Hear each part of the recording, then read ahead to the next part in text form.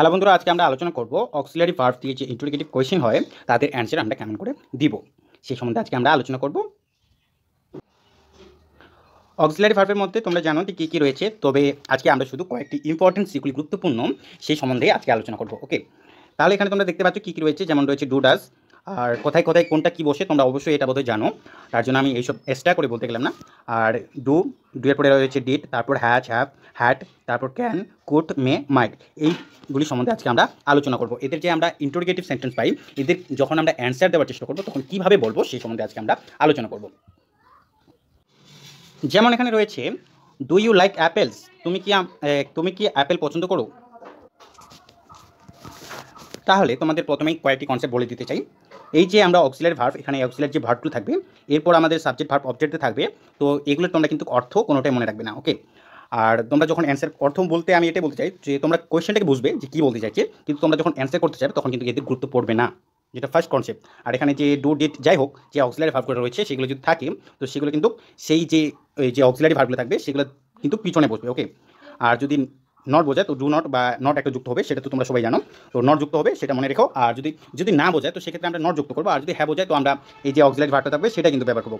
অর্থাৎ অ্যাফার্মেটিভ যদি হ্যাঁ বাচক বোঝায় তাহলে সেক্ষেত্রে আমরা এখানে যেটা থাকবে এটা কিন্তু এখানে পুট করবো। ওকে, এখানে কিন্তু সেটাকে নিয়ে আসবো।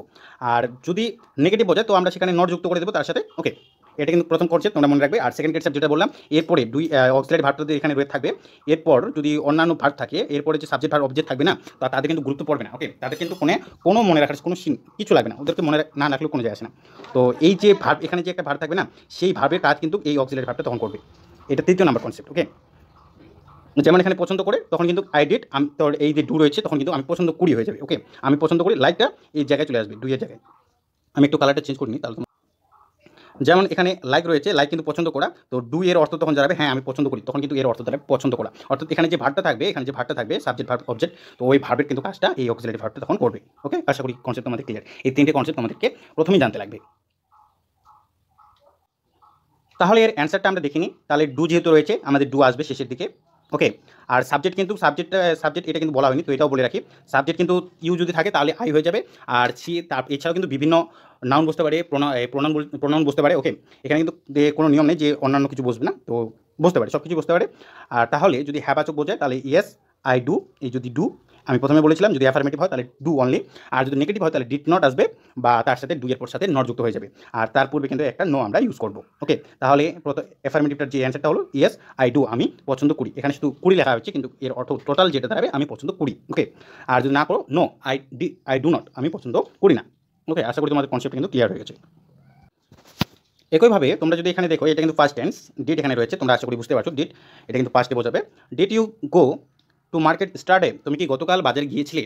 এই যে ডিড গো অর্থাৎ যাওয়া, তো ডিড যেহেতু রয়েছিল ছিলে একটা যুক্ত হয়ে যাবে, তো তুমি কি বাজারে গিয়েছিলে এই কিন্তু টোটাল ভাবটা এটা চলে আসছে, তোমরা কিন্তু খেয়াল করো একটু। ওকে, আমরা জানি যে কালার চেঞ্জ করলে তোমাদের একটু বোঝার সুবিধা হতো, কিন্তু কিছু করার নেই, তোমরা দেখতে পাবে না হলে। তো কনসেপ্টটা তার জন্য তোমরা একটু ট্রাই করো বোঝার, যে এটা কিন্তু এই যে ডিড এবং গোয়ের অর্থ যাওয়া, তারপর এর অর্থ চলে আসলো টোটালি গিয়েছিল। ওকে, আর আমরা বলেছিলাম যখন আমরা অ্যান্সার দিতে যাবো এই যে ডিড আমরা তো অ্যান্সার দেওয়ার জন্য ইউজ করবো, তোমাদের প্রথম কনসেপ্ট অনুযায়ী বলেছিলাম। আর সেকেন্ড কনসেপ্ট অনুযায়ী তারপর সেকেন্ড যেটা কনসেপ্ট বলেছিলাম যে গোয়ের যে অর্থ হবে গিয়েছিল, সেটা কিন্তু ডিড তখন বোঝাবে। ওকে, ডিডের তখন পুরোটাই অর্থ দাঁড়াবে গিয়েছিল। ওকে, তো ডিড অর্থাৎ গিয়েছিল তখন কিন্তু গো আসবে না এক্সট্রা করে, এটা দিয়েই সম্পূর্ণ ভার্বের কাজটাকে বোঝাবে। ওকে, আর যদি অ্যাফার্মেটিভ হয় তাহলে ইয়েস আই ডিড, তো ডিড আমরা অ্যাফার্মেটিভের জন্য ডিড, আর যদি নেগেটিভ হয় তাহলে ডিড নট ইউজ করবো, তার আগে একটা আমরা নো ইউজ করবো। তো নো আই ডিড নট, আমি যাই নাই বা আমি যাইনি। ওকে, আরেকটা এক্সাম্পল আমরা দেখিনি, যেমন has C finished her work. Have যেহেতু রয়েছে এটা থার্ড পার্সনের জন্য ইউজ করা হয়। ও আরেকটা বলতে ভুলে গেছিলাম যে এই যে হ্যাজ হ্যাভ হ্যাড যত সব রয়েছে এগুলো কিন্তু সবগুলো কিন্তু পার্সন অনুযায়ী, তোমরা এইসব ব্যবহার করতে তো অবশ্যই জানো, তো সেই ইউজ অনুযায়ী কিন্তু হবে। এদেরকে যদি ভাবো যে এর সবগুলোর ক্ষেত্রে কিন্তু একই রুল হবে না, সবগুলোর কিন্তু এই যে হ্যাজ হ্যাভ এগুলো কিন্তু সব ক্ষেত্রে চেঞ্জ হবে, ওই পার্সন অনুযায়ী তোমরা জানো পার্সন নাম্বার অনুযায়ী কিন্তু চেঞ্জ হবে এগুলো। ওকে, এই কনসেপ্টটা কিন্তু তোমরা ভুললে চলবে না। তো এই কনসেপ্টটা মনে রাখো যে যেহেতু থার্ড পার্সন সেহেতু আমরা হ্যাজ এখানে ইউজ করা হয়েছে। তোমরা যদি নেগেটিভ সেন্টেন্স মেক করার সময় এই প্রসেসটা অবশ্যই তোমরা জেনে থাকবে, তো আমি সেটাকে ওইরকমভাবে গুরুত্ব দিলাম না এখানে। আর তোমরা যদি না বুঝতে পারো তাহলে কনসেপ্টটা একটু কমেন্ট করতে পারো। তাহলে এখানে বলা হয়েছে has C finished her work, তিনি কি তার কাজ শেষ করেছেন বা হ্যাঁ শেষ করেছেন। ওকে, তাহলে ফিনিশড এর অর্থ দাঁড়াচ্ছে শেষ করা। আর আমরা জানি যে অ্যাফার্মেটিভে যখন আমরা বলতে যাবো কোনো কিছু যে হ্যাঁ সে শেষ করেছে, এর যদি হ্যাজ দিয়ে যদি থাকে তাহলে এর অ্যান্সারটা আমরা হ্যাজ দিয়ে, অ্যাফার্মেটিভ অ্যান্সারটা আমরা হ্যাজ দিয়ে করবো। আর এই যে ফিনিশড এর অর্থটা তখন কিন্তু এই হ্যাজ বহাল করবে বা বোঝাবে। তাহলে যদি বলা হয় সি হ্যাজ, তার মানে সে করেছে, ওকে, সে করেছে বা সে কাজটা শেষ করেছে এরকম বোঝাবে কিন্তু, ওকে, সি হ্যাজ।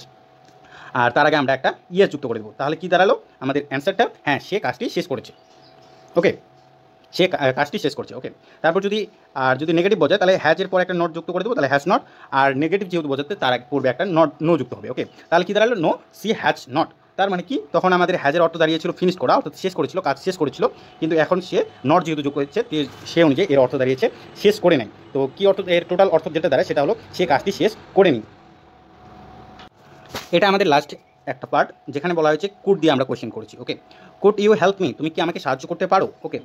তো যদি তোমরা কুডের ভিডিও না দেখে থাকো তাহলে তোমরা আমার ভিডিও চেক করতে পারো, আর যদি তোমাদের ইচ্ছা হয় আর কি। তাহলে এখানে কি বলা হয়েছে যে তুমি কি আমাকে সাহায্য করতে পারো, এখানে কিন্তু রিকোয়েশ্চেন আছে, ওকে। তো আমরা সেই সম্বন্ধে আলোচনা করলাম না। কুড যেহেতু রয়েছে এক্ষেত্রে আরেকটা তোমাদের নিয়ম মনে রাখতে লাগবে, সেক্ষেত্রে এই কুড যদি থাকে তাহলে ক্যান দিয়ে আমাদের কিন্তু বোঝাতে লাগবে, ক্যান আসবে, ওকে। এর অ্যান্সার যখন আমরা করবো তখন কিন্তু আমাদের ক্যান আসবে, ওকে। বা কিছু ক্ষেত্রে কুডও হয়, তো ওটা টেন্সের ইসের উপর নির্ভর, তো সেটা বিষয় নিয়ে আমি এখন আলোচনা করছি না, কিন্তু বেশিরভাগ ক্ষেত্রে ক্যান ইউজ করা হয়, ওকে। তোমরা ক্যানটাকেই প্রাধান্য দিবে, তো ক্যান। তো কুড দিয়ে যদি কোয়েশ্চেন করা হয় সেক্ষেত্রে আমাদের যে অ্যাফার্মেটিভ অ্যান্সারটা আসবে সেক্ষেত্রে কিন্তু আমরা ক্যান ইউজ করবো, ওকে। ক্যান, কুডের বদলে আমরা ক্যান ইউজ করবো। আর ক্যানের অর্থ ঠিক আগের মতোই আমি বলেছিলাম যে এখানে যে অক্সিলারি ভার্বটা যদি আসে, এই কুডের বদলে তো এখানে ক্যান আসে, আর এর যে ভার্ব, এই যে এখানে ভার্বটা থাকবে এর কিন্তু অর্থটা এর তখন বহাল করবে, ওকে। তাহলে এখানে হেল্প করা, তাহলে ক্যান তখন কিন্তু পারি না, সাহায্য করতে পারি তখন দাঁড়াবে, ওকে, ওকে। এরূপ একটা অর্থ দাঁড়াবে। আর তোমরা যদি বলো যে পারি, আই ক্যান, তাহলে এটাও কিন্তু ঠিক হয়ে যাবে, তোমাদের কিন্তু ওটা নিয়ে ভাবতে লাগবে না যে আলাদা হয়ে যাবে কি না, অর্থ কিন্তু একই থাকবে, ওকে। এখানে হেল্পও দাঁড়াতে পারে, হ্যাঁ আমি সাহায্য করতে পারি, বা আমি পারি, এটাও বলতে পারো, ওটা তোমার ভাষার উপর। তো এটার কোনো যায় আসে না।